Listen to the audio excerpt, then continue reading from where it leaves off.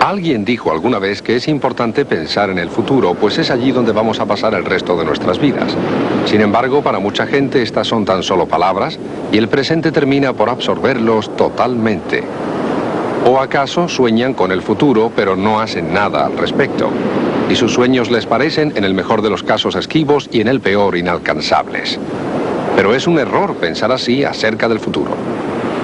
Hola, mi nombre es Joel Barker y estamos aquí para hablar de por qué es tan importante tener una visión positiva del futuro, casi diría esencial para las naciones y organizaciones, las compañías y comunidades, los individuos, jóvenes y viejos, todos y cada uno de nosotros que deseamos dejar nuestra huella en el universo.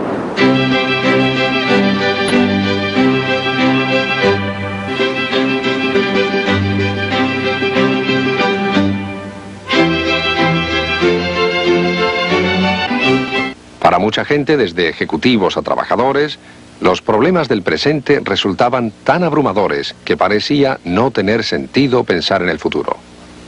Y sin embargo, en medio de toda esa turbulencia y pesimismo, me encontré con la obra de 3 escritores que me enseñaron que la actitud opuesta, o sea, una actitud positiva, era mucho más sabia. Cada uno de estos escritores, a su manera, me convencieron que es esencial que pensemos, que soñemos y que por último podamos visualizar nuestro propio futuro, especialmente en tiempos difíciles.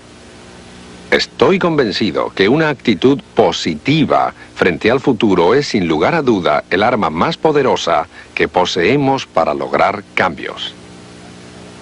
Realizaremos un viaje para ver cómo podemos relacionar todos estos conceptos y así ver cómo podemos aplicarlos para que nuestras organizaciones, nuestras familias y nuestras vidas alcancen la plenitud total. Nuestro viaje comienza aquí debido al escritor holandés Fred Pollack, quien escribió un libro titulado The Image of the Future. Pollack estaba muy interesado en la relación entre naciones y la imagen que éstas tenían de su futuro. ¿Quién existió primero, el huevo o la gallina? ¿La imagen positiva que tiene una nación acerca de su futuro es la razón del éxito de dicha nación? ¿O es el éxito de esa nación una consecuencia de su imagen positiva del futuro? Para encontrar la respuesta a esta pregunta, leyó la literatura de varios países, antigua y moderna, para ver cuán positiva era la actitud de estos frente al futuro y si lograron alcanzar sus propios objetivos. El Partenón, en Atenas, simboliza perfectamente lo que descubrió.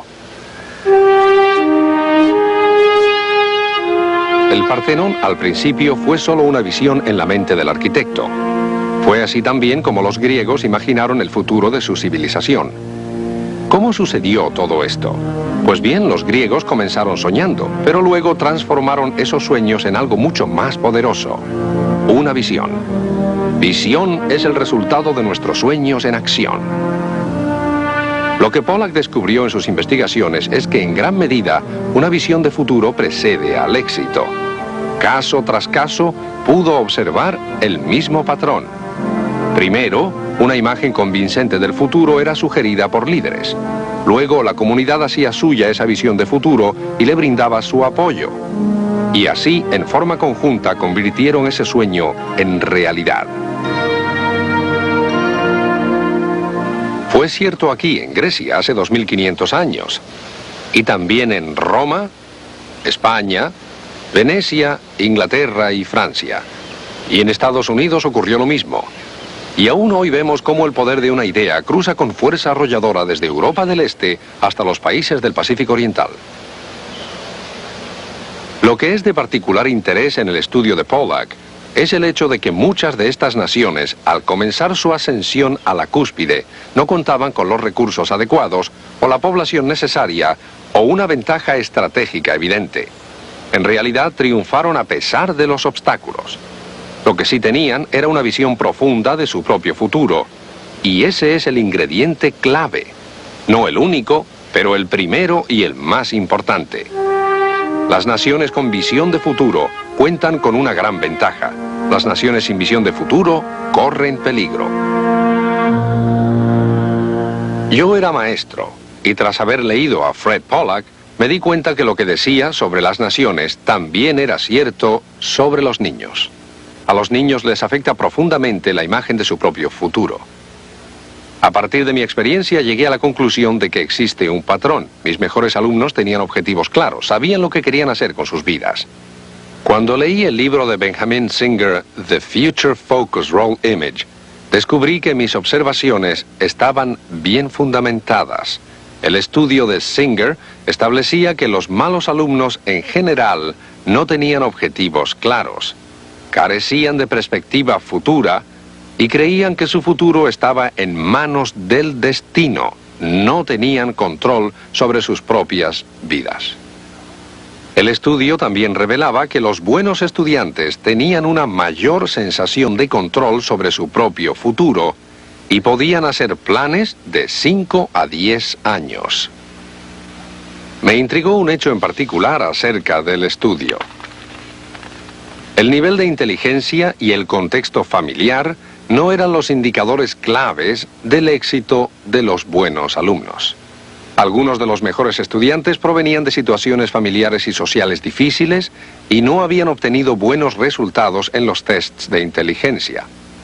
Algunos de los peores estudiantes habían obtenido excelentes resultados en esos tests y provenían de las mejores familias. Entonces, ¿cuál era entonces la diferencia clave? Visión. Lo que todos los buenos estudiantes tenían en común era una visión positiva y clara de su futuro.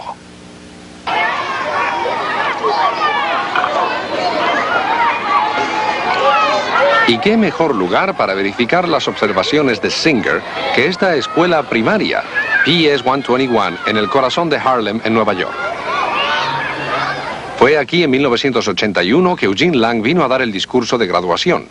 Lang, quien se había graduado de PS 121 en 1933, era ahora un acaudalado hombre de negocios. A Lang le preocupaban seriamente los problemas que estos niños enfrentaban y deseaba infundirles alguna esperanza. Pero sentado en este escenario y observando las caras de los niños de sexto grado, de sus familias y amigos, se dio cuenta que las palabras por sí solas tendrían poco sentido. Y así, en el acto, cambió su discurso. Y los cambios en su discurso cambiarían para siempre la vida de aquellos niños. Comenzó por establecer un vínculo personal con los niños, al contarles que había estado en Washington cuando Martin Luther King dio su famoso discurso Albergo un sueño. Luego les dijo a esos niños de sexto grado, todos debemos tener un sueño. Vuestros sueños son importantes. Pueden ser vuestro futuro y la educación es la llave de ese futuro. Les habló de su futura trayectoria a través de la escuela secundaria y luego de la universidad. Pero al decir universidad se dio cuenta de que la universidad resultaba un sueño inalcanzable para estos niños. Y entonces les dijo, no piensen por un instante que no pueden ir a la universidad porque sí pueden.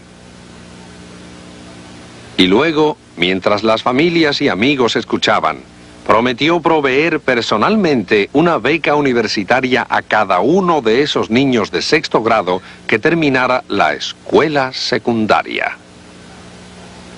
Allí estaban todos estos niños de sexto grado pensando que no podrían asistir a la universidad y de repente esta promesa.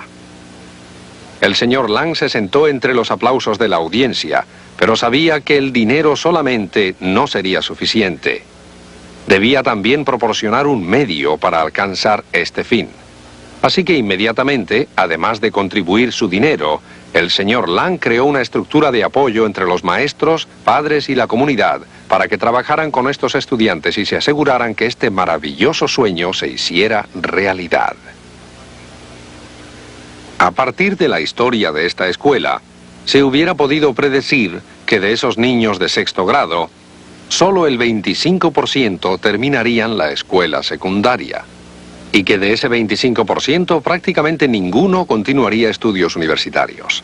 Pero gracias al señor Lang y al apoyo de la comunidad, 48 de los 52 estudiantes terminaron los estudios secundarios y de esos 48, 40 continuaron sus estudios en la universidad. Aquí, en la escuela PS 121, en el corazón de Harlem, vemos perfectamente ilustrado lo que escribió Benjamin Singer.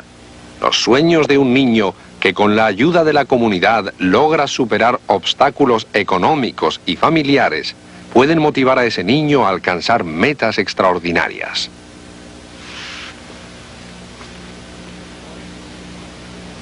Por eso, cuando le preguntamos a nuestros niños qué quieren ser cuando sean grandes, les estamos ayudando a pensar en algo sumamente importante. Nunca considere sus respuestas como triviales, aun si cambian de opinión todas las semanas. Escuchamos con atención a nuestros niños para darles a entender que sus sueños son importantes y nuestro interés en ellos les da la confianza y capacidad necesarias para que puedan perfilar su propio futuro. Tanto para las naciones como para los niños observamos el mismo patrón, el mismo poder, el poder de una visión. Durante la Segunda Guerra Mundial, su mayoría judíos, pero también polacos, rusos y gitanos, fueron asesinados en campos de concentración como este. Fue aquí donde el otro escritor que tuvo gran influencia sobre mí llegó a sus conclusiones. Era Viktor Frankl. Era un psiquiatra en Viena. Tenía su consultorio y vivía bien. Era judío. Al estallar la Segunda Guerra Mundial, fue arrestado por los nazis junto a otros miles y conducido en vagones de trenes hasta este infierno. Cuando llegó, Frankl se propuso 3 objetivos. 1, sobrevivir. 2, utilizar sus conocimientos médicos y ayudar en lo posible. Y 3, tratar de aprender algo. Imagínense, tratar de aprender algo en medio del Holocausto. Pues bien, Frankl logró todas sus metas. Y al finalizar la guerra regresó a Viena, donde escribió su libro, Man's Search for Meaning, donde describe lo que había aprendido. En su libro, Frankl cuenta que la mayoría de los prisioneros fueron ejecutados al poco tiempo de llegar. Frankl escribió sobre aquellos que, como él, fueron en cambio forzados a trabajar bajo las condiciones más espantosas. Millones murieron. Sin embargo, entre aquellos que sobrevivieron, Viktor Frankl encontró un elemento en común, una característica esencial para la supervivencia. Todos aquellos que lograron sobrevivir tenían aún algo de gran importancia por realizar en el futuro.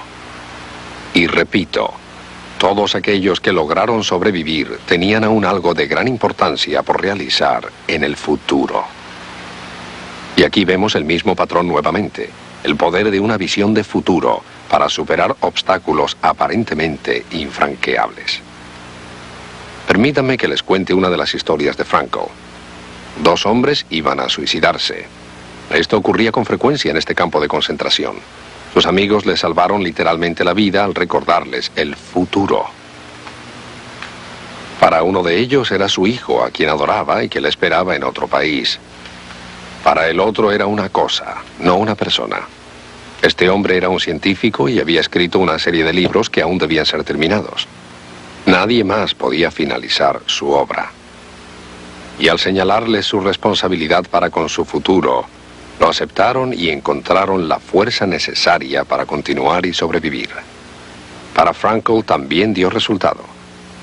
Escribe, casi llorando de dolor, pensaba en la infinidad de pequeños problemas de nuestra vida miserable.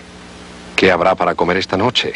Si me dieran una ración extra de chorizo, ¿lo cambiaría por un pedazo de pan? ¿Cambiaría mi último cigarrillo que conseguí noches atrás por un plato de sopa? ¿Cómo puedo conseguir un pedazo de alambre para reemplazar uno de mis cordones de zapatos? ¿Quién podría ayudarme a conseguir trabajo en vez de tener que soportar esta horrible e interminable marcha? Me llegaron a repugnar las circunstancias que me obligaban día tras día y hora tras hora a pensar en estas trivialidades. Intentaba pensar en otras cosas. De pronto me veía parado en un escenario iluminado, cálido y agradable de un salón de conferencias. Frente a mí, sentados en cómodos sillones, la audiencia escuchaba atentamente. Daba una charla sobre la psicología del campo de concentración. Así lograba trascender la situación más allá del sufrimiento del momento. Y lo observaba como si ahora perteneciera al pasado. El mensaje de Frankl es claro. Es esencial para usted y para mí el tener algo de importancia aún por realizar. Tener una visión positiva de nuestro futuro, porque eso es lo que da significado a la vida. Frankl escribió: es una peculiaridad del hombre que solo pueda vivir proyectándose en el futuro. Y es esta su salvación, aún en los momentos más difíciles de su existencia.